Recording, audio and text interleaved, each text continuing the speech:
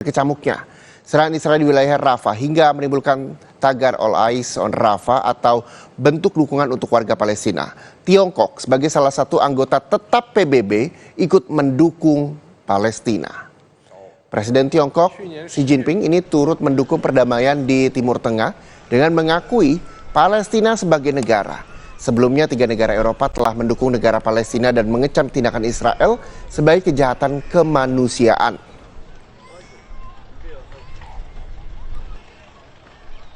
无限继续，正义也不能永久缺席，两国方案更不能任意动摇。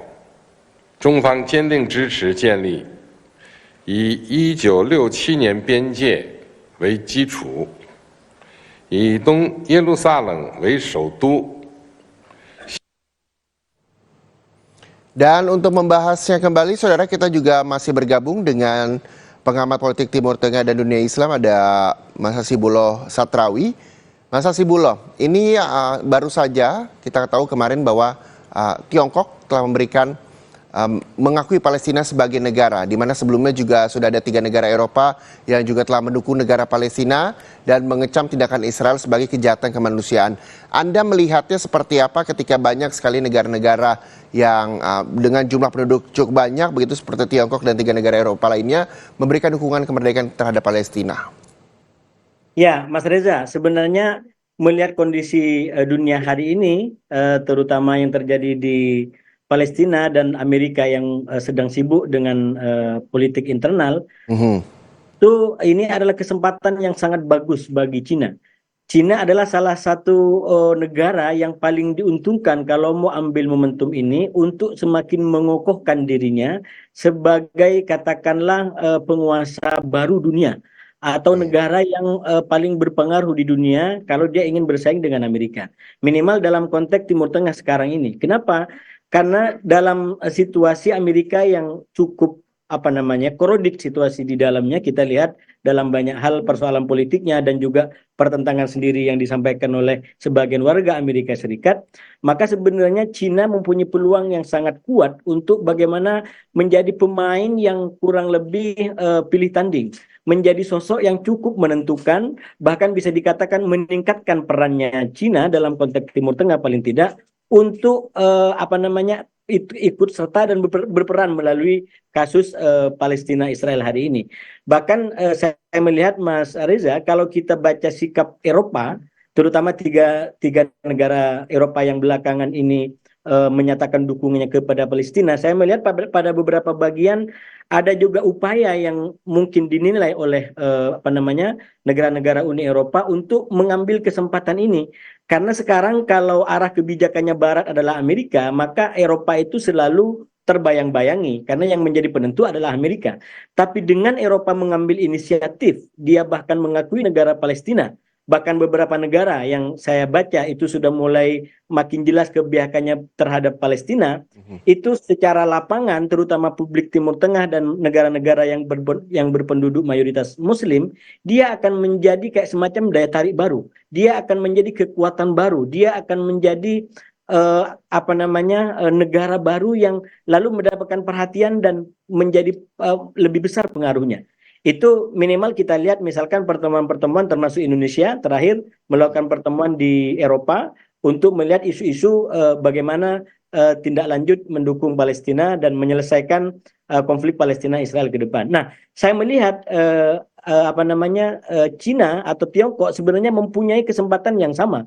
Malah dengan adanya Rusia yang sekarang juga sibuk dengan persoalan internalnya karena dia perang dengan Ukraina, ini antara negara-negara yang punya hak veto di Dewan Tetap Keamanan PBB, itu berarti otomatis hanya Cina yang atau Tiongkok yang punya peluang paling besar untuk bisa memainkan peran lebih efektif, lebih bermakna, dan pada tahapannya dia akan menjadi kayak semacam pemimpin baru di dunia ini yang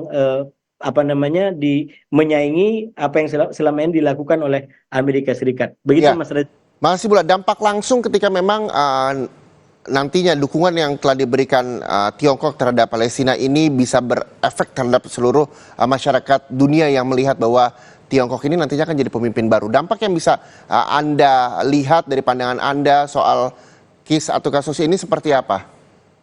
Ya, sebenarnya kalau kita bicara dampak tentang peran Tiongkok di Timur Tengah, itu sekarang kita bisa contohkan dengan rekonsiliasi yang sudah terbangun di antara Iran dengan Arab Saudi.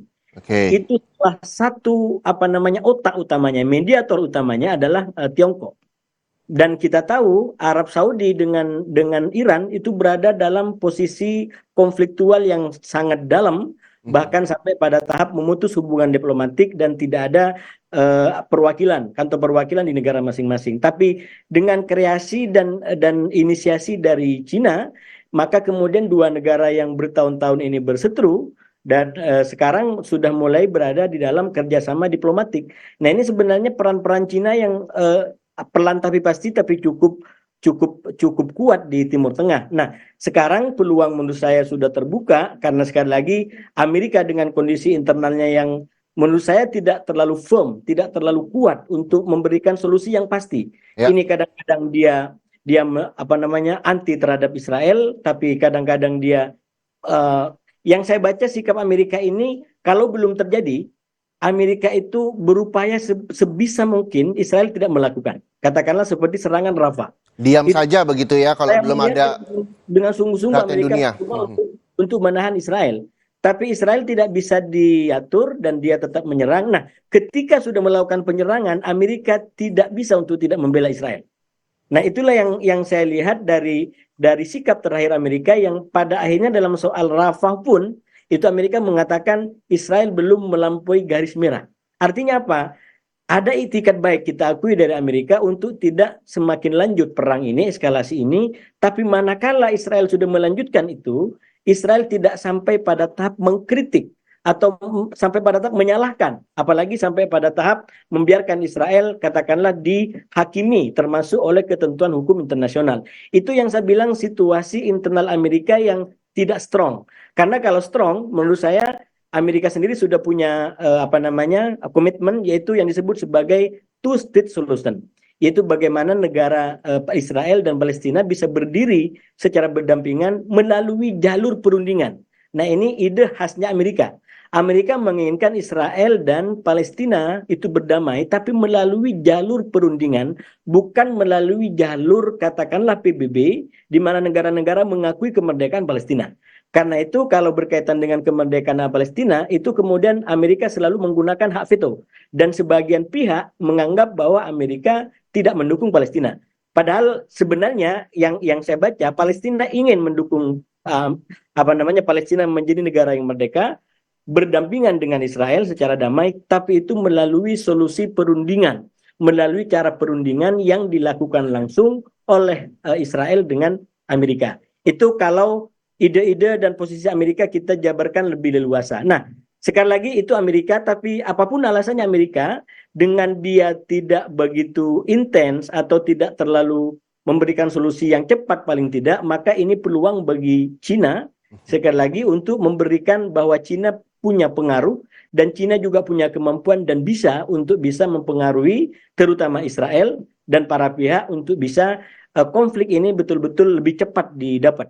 Dan saya yakin idenya tidak akan jauh beda, yaitu tentang two-state solution, di mana Israel dan Palestina itu menjadi sebuah negara yang duduk berdampingan satu sama lain, Mas Reza. Itu kalau Cina.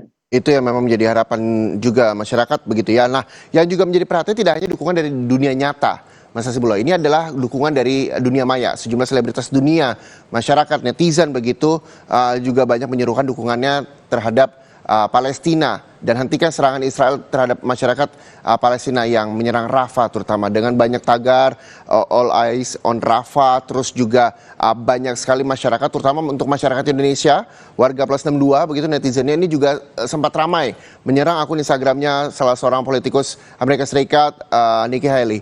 Anda melihatnya seperti apa fenomena ini? Ya, yang pertama kalau saya itu semakin menguatkan keyakinan dan iman saya tentang perdamaian universal, tentang kemanusiaan universal, bahwa dunia itu ternyata dipersatukan oleh nilai-nilai kemanusiaan, bahwa kekerasan itu adalah sama, di mana-mana kekerasan itu adalah sama. Ya. Sekarang yang dilakukan oleh Palestina itu adalah kekerasan.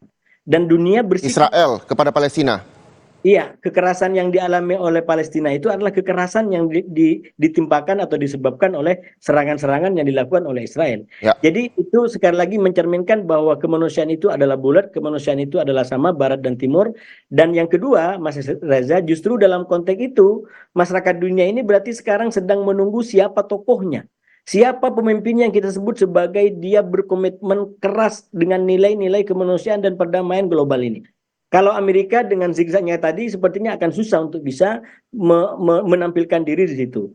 Apalagi Barat selama ini dikenal dengan katakanlah problem standar ganda yang selalu saya sampaikan. Kalau menyangkut Israel maka ini adalah kemanusiaan, tapi ketika ini menyangkut Palestina, walaupun hampir sudah 36.000 di hari 239 perang ini, Mas Reza, itu seakan-akan kita masih butuh banyak bukti untuk mengatakan di situ ada kemanusiaan. Ini kemanusiaan yang sudah terang benerang. Tapi kalau masih butuh bukti, yaitu mungkin persoalan-persoalan politik yang sedang mereka hadapi. Nah, dalam konteks itu menurut saya sekali lagi peta dunia hari ini, kemanusiaan dunia hari ini adalah membutuhkan tokoh, membutuhkan sosok yang mempunyai posisi yang kuat, sikap yang kuat untuk membela siapapun dia yang menjadi korban daripada aksi kekerasan dan mengalami dampak-dampak seperti yang hari ini terjadi di Palestina, Mas Reza. Ya, Mas Hasibullah, kita tahan dulu sebelum kita membahas lebih lanjut terkait dengan dukungan di dunia maya terhadap Palestina dan menghentikan serangan Israel. Kita akan kembali menuju Kedutaan Besar Amerika Serikat. Di depannya sudah bersiap jurnalis Kompas TV, ada Fedriska Ananda yang ingin